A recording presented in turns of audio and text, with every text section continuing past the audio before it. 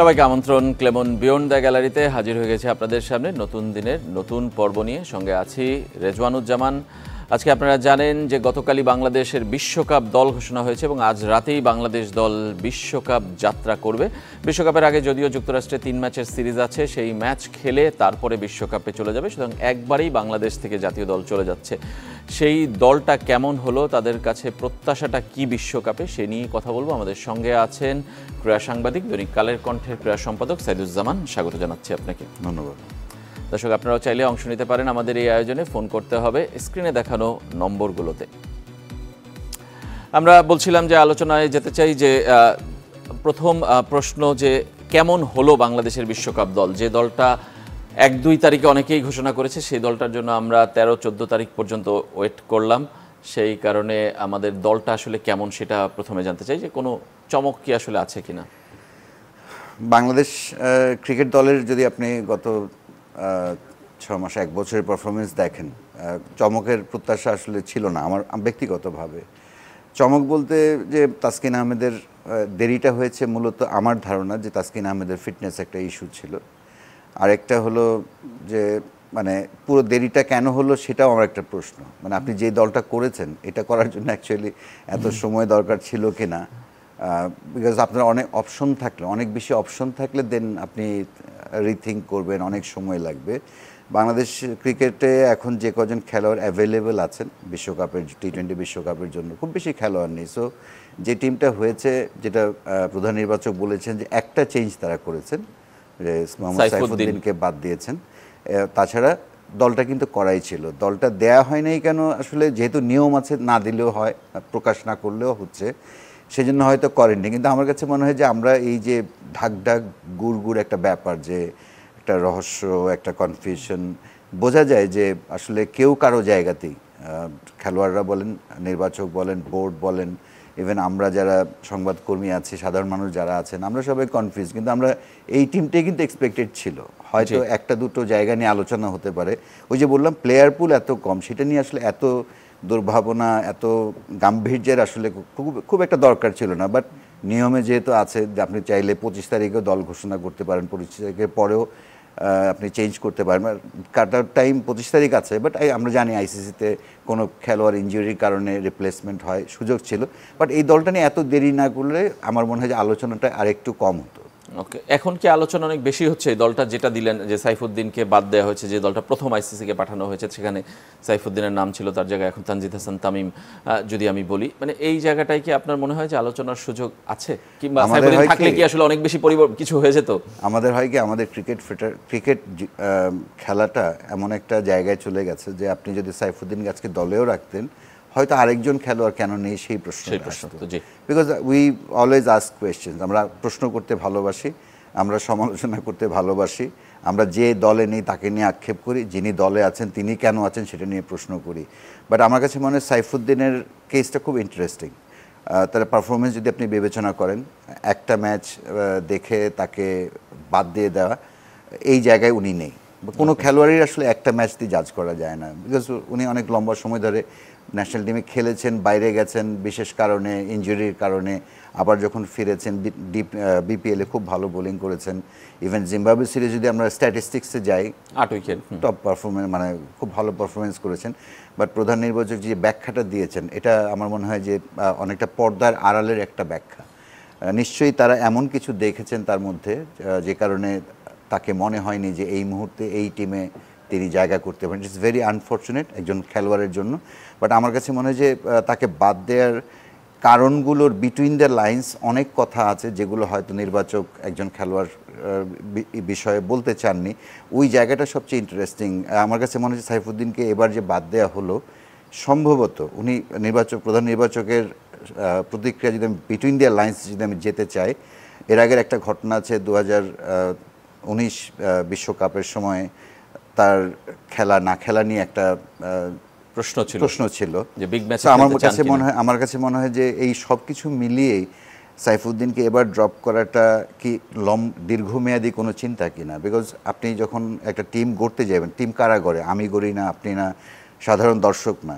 Selector এবং team management তারা যখন একটা খেলোয়াড়ের ব্যাপার একটা ফর্মে থাকা মানে পারফরমেন্স করা একটা খেলোয়াড়ের ব্যাপারে যখন একটা কঠিন সিদ্ধান্ত নেয় আমার মনে হয় এটা একটা দীর্ঘমেয়াদী চিন্তা থেকে নিয়েছে। সাইফুদ্দিন কিন্তু অ্যাভারেজ পারফর্মার না। আপনি যদি বাংলাদেশের এই পারফরমেন্স ক্রাইসিসের মধ্যে আপনি চিন্তা করেন টপ নচ, আমি বলবো যে তার জায়গাটা কি তিনি লোয়ার অর্ডারে যে ব্যাটিংটা করেন পাওয়ার হিটিং করেন এটা বাংলাদেশের খুব কম ব্যাটসম্যান পারেন। তার তো ব্যাটিংটা সেকেন্ড, বোলিংয়ে হি গট উইকেটস। সো এটা খুব আনফর্চুনেট আমি বলবো বাংলাদেশের জন্য, সাইফুদ্দিনের জন্য তো অবশ্যই, বাংলাদেশের জন্য আনফর্চুনেট। প্রধান নির্বাচকের আমি ওই জায়গাটা আমি খুব মনোযোগ দিয়ে অনেকবার শুনেছি তার ব্যাখ্যাগুলো, তিনি অনেক কথা বলার ছিল বলেননি, বাট যেটুকু বলেছেন সেটা আমার কাছে মনে হয় সাইফুদ্দিন এবং বাংলাদেশ ক্রিকেট, কারণ এরকম এই টাইপের ক্রিকেটার কিন্তু বাংলাদেশে নেই, এটা খুব আনফর্চুনেট। তার মানে নেপথ্যে কোনো কিছু আছে যেটা অফ দ্য ফিল্ডের ঘটনা কিংবা নো অফ দ্য ফিল্ড না, মাঠেই তাদের কাছে হয়তো আমার কাছে মনে হয়েছে যে তারা সাইফুদ্দিনকে যেটা চাচ্ছেন, আমি একজন খেলোয়াড়ের কাছ থেকে বা আমি আমার টিমের কথা বলতে পারি, আমার একজন রিপোর্টারের কাছ থেকে অনেক ভালো নামী রিপোর্টার, কিন্তু তার কাছ থেকে আমি সেরাটা পাচ্ছি না, যেটা আমি করতে বলছি সেটা পাচ্ছি না। তো সেটা যখন আমি না পাই সে হি বিকামস মানে ইউজলেস টু মি। আমার কাছে মনে হয়েছে যে সাইফুদ্দিনের ব্যাপারে সিলেক্টর বা টিম ম্যানেজমেন্ট হয়তো কঠিন কোনো সিদ্ধান্ত নিয়েছে, এটা আমি কঠিনই বলবো, কারণ এই অবস্থায় সাইফুদ্দিনের বিশ্বকাপ টিমে না থাকার আর আমি কোনো কারণ খুঁজে পাই না। যদি সাইফুদ্দিনকে এই একই কারণে বাদ দেওয়া হয় তাহলে এই একই কারণে তো আরো কয়েকজনের নাম আসতে পারে, তারাও তো আসলে কোনো কিছুই করতে পারছে না। একটা হয় কি আমরা নাম্বার গেম একটা, যে আপনি কত রান করেছেন খুব সহজ, মানে আমরা স্ট্যাটিস্টিক্স দেখে কিন্তু আমরা এখানে স্কোর কার্ড দেখে বলে দেওয়া যায় 10টা টিম করতে, বাট ওই রানটার বা ওই আপনি একটা রান সেভ করতে গিয়ে আপনি কতটা এফোর্ট দিচ্ছেন, মানে এগুলো কিন্তু খুব এমন কিছু বিষয় যেটা আসলে ড্রেসিং রুম সবচেয়ে ভালো জানে যে আমার এফোর্টটা কোন লেভেলের ছিল। আমি যদি ইয়র্কার করতে পারি, যদি আমার সামর্থ্য থাকে, তাহলে আমি ওই স্পেসিফিক সময় আমি ইয়র্কারের চেষ্টাই করলাম না, সেটা ফুল টসও হতে পারতো, সেটা মানে মানে একদমই ইয়র্কারই হতো তা না, বাট ওই যে এফোর্টটা কিন্তু ড্রেসিং রুম সবচেয়ে ভালো বোঝে। আমার কাছে মনে হয় প্রধান নির্বাচক বলেছেন যেটা তাকে করতে বলা হয়েছিল সেটা তিনি করতে পারেননি বা করেননি, হোয়াট এভার। সো এইটা হলো সিরিয়াস কনসার্নের জায়গা, যে আপনার সামর্থ্য থাকার পর আপনি ওটা চেষ্টা করেননি, তার মানে কি আপনি ডিফেন্সিভ ছিলেন? আমি জানি না, এক্স্যাক্ট কারণটা জানি না, বাট টিম তার উপর আস্থা রাখেনি। সো সাইফুদ্দিনের মধ্যে একজন ক্রিকেটারের উপর যদি হঠাৎ টিম আস্থা হারিয়ে ফেলে, এই জায়গাটা কিন্তু খুব সংকটের। এখন তো মোটামুটি দল সাইফুদ্দিনের বাদ হওয়া নিয়ে হয়তো আলোচনা আছে, কিন্তু এমন কোনো তুমুল আলোচনা নেই, কারণ হলো সাইফুদ্দিন থাকলেও যে দলের অবস্থা আকাশ পাতাল পরিবর্তন হতো সেই গ্যারান্টি কেউ দিতে পারে না। বাংলাদেশ দলটা এখন এই অবস্থায় রয়েছে, এই দলটার কাছে আসলে প্রত্যাশা কেমন? আমি গত কয়েকদিনে যদি বলি, বোর্ড সভাপতির বক্তব্যও শুনেছি, অধিনায়কের কথাও শুনেছি, চিফ সিলেক্টরের কথাও শুনেছি, তারা খুব বেশি প্রত্যাশার কথা বলেননি। অধিনায়ক তো বলেছেনই যে খুব বেশি আশা না করতে, সভাপতি বলেছেন যে এই দলটা চ্যাম্পিয়ন হওয়ার ক্ষমতা রাখে না, কিংবা এই দলটা খুব দুর্বল দল। চিফ সিলেক্টরও বলেছেন যে আসলে সেরা দল আমরা দিয়েছি, কিন্তু সেরা পারফরমেন্স কতটা হবে তিনি গ্যারান্টেড না কিংবা শিওর না। আপনার কাছে কি মনে হয় যে এরকম একটা অবস্থা, প্রত্যাশার একদম নিচু অবস্থায় থেকে বাংলাদেশ কবে শেষ বিশ্বকাপে গিয়েছিল? আমি যদি প্রত্যাশার কানটা নিই মাথা চলে আসবে। আপনি যে কথাটি বললেন যে বিসিবি সভাপতি বলেছেন এই দলের কাছে প্রত্যাশা নেই, ক্যাপ্টেনের কথা আমি বলবো না, ক্যাপ্টেন নতুন, বাট বোর্ড সভাপতি অনেক দিন বোর্ড পরিচালনা করছেন। আমার যতদূর মনে পড়ে 2021 ওয়ার্ল্ড কাপের পরে তিনি বলেছেন এটা আমাদের না, পরের বিশ্বকাপ আমাদের লক্ষ্য। সো মানে অভিভাবক যিনি, তিনি বলছেন যে আমার সন্তান এবার পরীক্ষায় ভালো করেনি, আমরা এই পরীক্ষাকে টার্গেট করছি না, ম্যাট্রিক না, ইন্টারমিডিয়েটে আমার সন্তান যেন ভালো করে, এক্সকিউজ মি, আমি সেই চেষ্টা করব। সো আপনি দুটো ওয়ার্ল্ড কাপ, তারপরে কিন্তু দুটো ওয়ার্ল্ড কাপ গেছে, আপনি এখানে এসে যখন বলেন যে আমি খুব বেশি প্রত্যাশা করি না, দেন আমার অভিভাবকত্বে কোথাও হয়তো ত্রুটি আছে। প্রবাবলি আমি বোর্ড সভাপতির জায়গা থেকে বলবো যে আমাকে নিজেকে চিন্তা করতে হবে যে আমার ভুলগুলো কোথায় হয়েছে, কেন দলটা 2021 থেকে এখন আরও বেশি, 2021 কিন্তু আমরা প্রত্যাশা করেছি। জি অবশ্যই করেছি আমরা, সেই সময় তো অস্ট্রেলিয়া নিউজিল্যান্ডকে হারিয়ে গিয়েছিলাম, আমাদের প্রত্যাশার পারতটা ছিল অন্য। আপনি তাহলে 3 বছরে কি হলো? 3 বছরে এমন কি হলো যে আজকে আপনাকে আমাকেই বলতে হচ্ছে, আমি বাবা আমাকেই বলতে হচ্ছে না আমার সন্তানকে দিয়ে হবে না?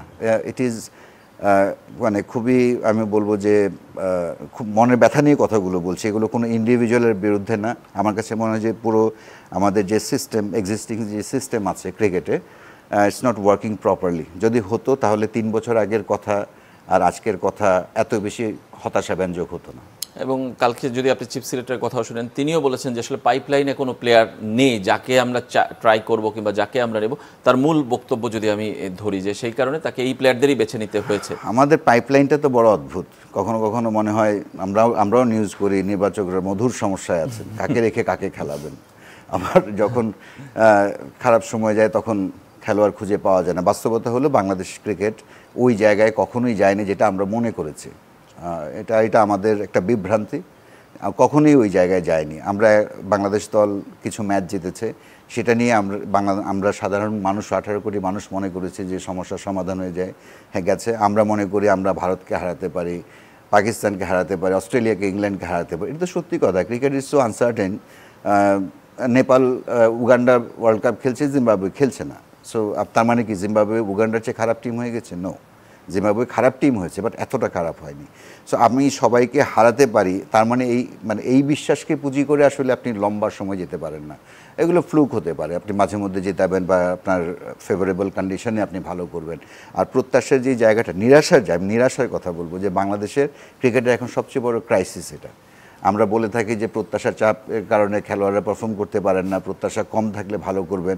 কিন্তু আমার কাছে যদি আমি সাধারণ মানুষের সেন্টিমেন্টটা দেখি, খুব প্যাথেটিক। আমাদের ক্রিকেটারদের নিয়ে আমরা খুব বেশি, আমি বল সমালোচনা না, আমরা একটা রসিকতার পর্যায়ে নিয়ে গেছি যে সবাই মিলে যে আমরা হাসাহাসি করি। এখন আপনি আমাকে নিয়ে হাসাহাসি হচ্ছে এবং আমাকে 18 কোটি মানুষের স্টেজে আপনি নামিয়ে দিচ্ছেন। ইউ ডু নট এক্সপেক্ট যে আমি ওখানে ভালো করব। আমাকে আপনি সমালোচনা করছেন না, আমাকে নিয়ে আপনি ঠাট্টা মশকরা করছেন। আমার কাছে মনে হয় যে এই জায়গাটায় খেলোয়াড়রাও, আপনি যদি বাংলাদেশ টিমের খেলা দেখেন, আমি বিশ্বাস করি যে এই টিমের প্রত্যেকে, যেই 15 দিনে যাচ্ছেন বা তার বাইরে যে আরও 5-7 জন আছেন, প্রত্যেকেরই সামর্থ্য এর চেয়ে বেশি খেলা। আমার কাছে মনে হচ্ছে তারা বাইরের চাপটা খুব বেশি নিচ্ছেন। কোন চাপটা? আগে নিত সমালোচনার চাপ, এখন কিন্তু সমালোচনা না, এখন ট্রল হয়, রিলস হয়, অপ্রয়োজনীয় কথা হয়, মানে আমি হিউমিলিয়েট করে আমরা আমাদের সবার জায়গা থেকে আমরা আরেকজনকে হিউমিলিয়েট করতে পছন্দ করি। এই হিউমিলিয়েশন বন্ধ না হলে ইটস ভেরি ডিফিকাল্ট। বাংলাদেশ টিমের 15 জনের আপনি যাকেই নেন, সেই দলের সবচেয়ে বড় মিসিং হলো আত্মবিশ্বাস। এই টিমের কোনো খেলোয়াড়ের মধ্যে যদি টিমের 1-2 জন বাদ দেই, বাকি 13 জনের মধ্যে আত্মবিশ্বাসের বিশাল ঘাটতি আছে সৃষ্ট পরিবেশের কারণে। এবং এই 13 জন যখন ডিপ্রেস থাকে, বাকি 2 জনের পক্ষে আসলে খুব বেশি অনুপ্রাণিত থাকার সুযোগ থাকে না। তার মানে এই ডিপ্রেশন নিয়ে যখন বাংলাদেশ দল যাচ্ছে ওয়ার্ল্ড কাপ শুরুর, আমরা 2 সপ্তাহ আগে এই আলোচনা করছি, তার মানে তো এই ডিপ্রেশন কাটার কোনো সম্ভাবনা কি আপনি দেখেন কিনা, কিংবা এই দলটা কি রাতারাতি কোনো চেঞ্জ করে ফেলতে পারবে কিনা? রাতারাতি চেঞ্জ তো কিছু হয় না। রাতারাতি চেঞ্জ হয় একটা বড় ম্যাচ আপনি জিতে যেতে পারেন, সেটা কিন্তু চেঞ্জ না। সেটা আমি মোটেও চেঞ্জ মনে করি না। আমাদের ভুলগুলো ছিল এখানেই যে আমরা একটা বড় ম্যাচ জিতলে আমরা মনে করেছি সমস্যার সমাধান হয়ে গেছে, এবং সমস্যার যে আরও গভীরে আমরা ডুবে গেছি এটা কিন্তু পরের 2-3 ম্যাচেই বোঝা গেছে। সো আমার কাছে মনে হয় আসলে এগুলো অনেক পুরনো কথা, যে আপনি কীভাবে চিন্তা করছেন। আপনি ন্যাশনাল টিম ওরিয়েন্টেড চিন্তা করছেন। আপনার একসময় 20-21 জনের পুল ছিল, এখন যদি আমরা এই টিম অ্যানালাইসিস করি, আমরা 2টা মিসিং নেম পাবো। মোহাম্মদ সাইফুদ্দিন, হয়তো মেহেদী হাসানকে নেওয়া যেতে পারত। এখানে তো আরও 6-7টা নাম আসার কথা ছিল। আপনি আমাদের পার্শ্ববর্তী দেশ ভারতের দিকে তাকান, তাদের বিশ্বকাপ টিমে এখন যারা ক্যাচ চাচ্ছেন যে 15 জন, তার বাইরে আরও 2টা টিম তৈরি করা যায় আইপিএলের পারফরমেন্স দিয়ে, এবং তারা ওই লেভেলে গিয়ে যে খুব খারাপ করবে তা কিন্তু না। কিন্তু বাংলাদেশে দেখেন, আপনি 15 জনের জায়গায় আপনি 17 জনকে নিয়ে আলাপ করছেন। আপনি এখানে কিন্তু আপনার অপশন থাকার কথা অন্তত 25টা, মানে 25 জন খেলোয়াড়ের মধ্যে থেকে আপনি 15 জন দল করবেন। কিন্তু এখানে যে 15 জনকে নেওয়া হয়েছে তাদের মধ্যেও কয়েকজনকে কেন নেওয়া হচ্ছে এটা নিয়ে আপনি স্ট্যাটিস্টিক্স বলেন, আবার স্ট্যাটিস্টিক্স বাইরে ফর্ম বলেন, তাদের মানসিকতার কথা বলেন, আপনি কিন্তু কোয়েশ্চেন রেজ করতে পারেন।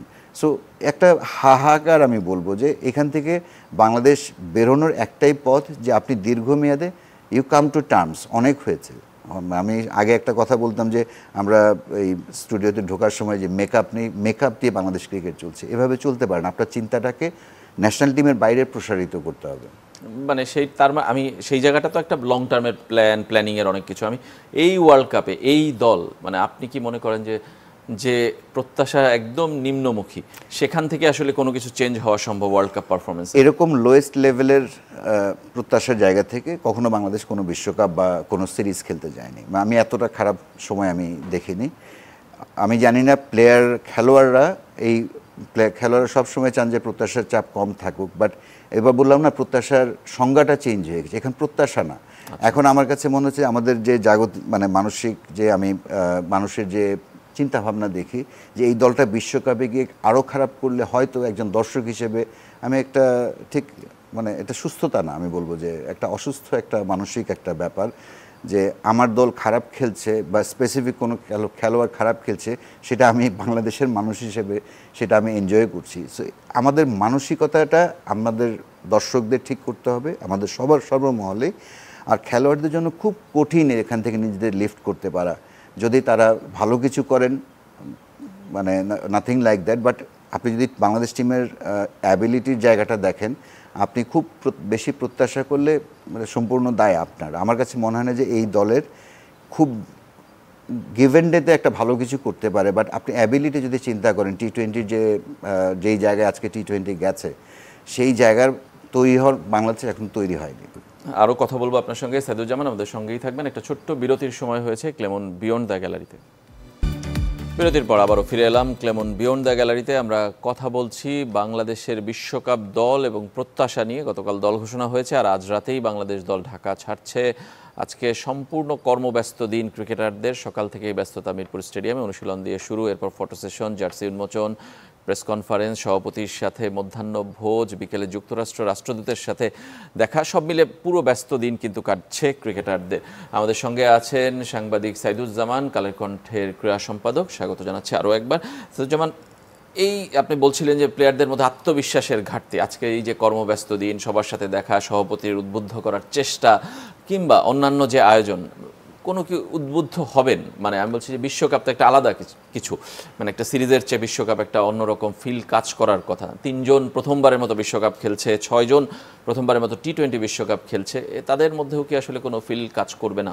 আপনি যদি বাংলাদেশের জার্সি গায়ে বিশ্বকাপে যাওয়ার স্বপ্ন দেখেন, ফ্ল্যাটলি যদি আমি একদম মানে সহজ প্রথম শর্তটা বলছি, গর্ব করার, ভালো লাগার যথেষ্ট উপকরণ আছে, বাট মানে এমন একটা এনভায়রনমেন্ট তৈরি হয়েছে, প্রবাবলি আজকে রাতে তাদের ফ্লাইট, তো সেই আজকের দিনটায় মানে প্র্যাকটিস করে কি অ্যাচিভ করবে I am not sure.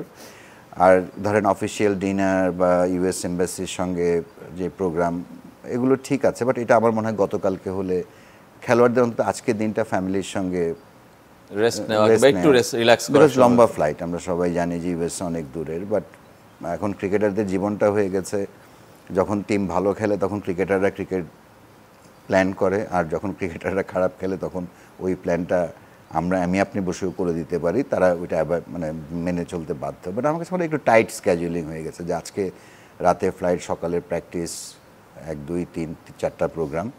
But বোর্ডের তরফ থেকে অবশ্যই টিমকে উৎসাহ দেওয়ার জন্য ডিনার করা বা লাঞ্চ, তারা যেটাই করুন সেটা একদিন আগে করলে বোধহয় ভালো হতে পারে। দল দেরিতে ঘোষণা হওয়ার কারণে এই প্রোগ্রামগুলো এভাবে হয়ে গেছে। বাট দল দেরি কেন হলো, প্রধান নির্বাচক বলেছেন সাইফুদ্দিনের ব্যাপারে একটা ডিসিশন ছিল, তো সেটা আমার মনে হয় জিম্বাবুয়ে সিরিজ শেষ হওয়ার সঙ্গে সঙ্গেই নিয়ে নেওয়া যেত, তাহলে হয়তো একটা ব্রিদিং স্পেস পাওয়া যেত। বিকজ আপনি যে খেলোয়াড়ের কথা বলছেন যে প্রথম ডাক পেয়েছে বা প্রথম ওয়ার্ল্ড কাপ খেলতে যাচ্ছে, ইভেন মাহমুদুল্লাহ রিয়াদ, সাকিব আল হাসান, তারা অনেক সিনিয়র ক্যাম্পেইনে অনেকগুলো ওয়ার্ল্ড কাপ খেলেছেন, তাদের জন্য কিন্তু ওয়ার্ল্ড কাপ একটা ডিফারেন্ট, মানে সাকিব তো 9টা ওয়ার্ল্ড কাপে সবগুলোই খেলেছেন রাইট। সো তাদের জন্য কিন্তু একটা ইমোশনের জায়গা আছে। সাকিব আল হাসান আবার নেক্সট টি-20 ওয়ার্ল্ড কাপ খেলবেন কিনা সাকিব আল হাসান নিজেও নিশ্চিত না। সো প্রত্যেকেরই একটা মানসিক প্রস্তুতি এবং এটার সঙ্গে শারীরিক প্রস্তুতি দরকার। আজকের স্কেডিউলিংটা আমার কাছে মনে হচ্ছে অনেক বেশি টাইট হয়ে গেছে। দর্শক আছেন আমাদের সঙ্গে, আমরা একটা ফোন নিতে চাই, পরিচয় জানিয়ে প্রশ্ন অথবা মতামত জানাবেন। হ্যালো, জি আসসালামু আলাইকুম। ওয়ালাইকুম আসসালাম। জি আমি বরগুনা জেলার তালতলী উপজেলার আষ্টদাগ থেকে বলছি। জি বলেন। আমার নাম শাওন। জি আমরা শুনতে পাচ্ছি, বলেন। জি জি এখন আমার প্রশ্ন হচ্ছে সাইফুদ্দিন এবং মেহেদী মিরাজ তারা তো মোটামুটি এক্সপিরিয়েন্স, জি, কিন্তু সেখানে এই যে তানভীর ইসলাম, তানজিম সাকিব তাদেরকে কেন দেওয়া হলো? আচ্ছা, এক্সপিরিয়েন্সের কেন মূল্য দেওয়া হলো না সাইফুদ্দিন এবং মেহেদী মিরাজের ক্ষেত্রে? তানভীর এবং তানজিম সাকিব কেন জায়গা পেলেন, কোনো ব্যাখ্যা আছে কিনা আপনার? একটা হলো যে মেহেদী মিরাজকে যে টি-20 ওয়ার্ল্ড কাপে বিবেচনা করা হচ্ছে না, তার প্রথম লক্ষণ কিন্তু আমরা জিম্বাবুয়ে সিরিজে দেখেছি, তাকে বিবেচনাই করা হয়নি। আর একটা হলো সাইফুদ্দিনের ব্যাপারটা, তিনি আপনি বলেছেন অলরেডি অনেক টিমেও ছিলেন, বাট আমার কাছে মনে হয় যে দর্শক যে প্রশ্নটি করেছেন, অবশ্যই বিশ্বকাপের মঞ্চে আপনার এক্সপিরিয়েন্স ম্যাটার করে।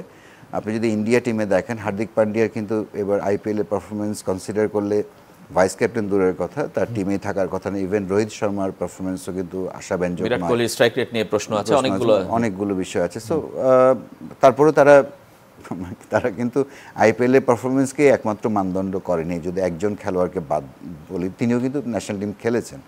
সো আমার কাছে মনে হয় যে আমাদের ওই যে আসল ঘাটতিটা হলো যে আপনার প্লেয়ার আছে 15 জন আর 16 জন, সেখান থেকে আপনি যাকেই বাদ দিতেন তাকে নিয়ে কথা হতো কিংবা এরকম হতো। আমরা একদম শেষ প্রশ্ন এক কথা জানতে চাই যে 2023 ওয়ার্ল্ড কাপ আমাদের ওয়ানডে ওয়ার্ল্ড কাপ ছিল, অন্য ফরম্যাটে অনেক ধরনের ব্যর্থতা নিয়ে কথা হয়েছে, ড্রেসিং রুমের পরিবেশ নিয়েও কথা হয়েছে।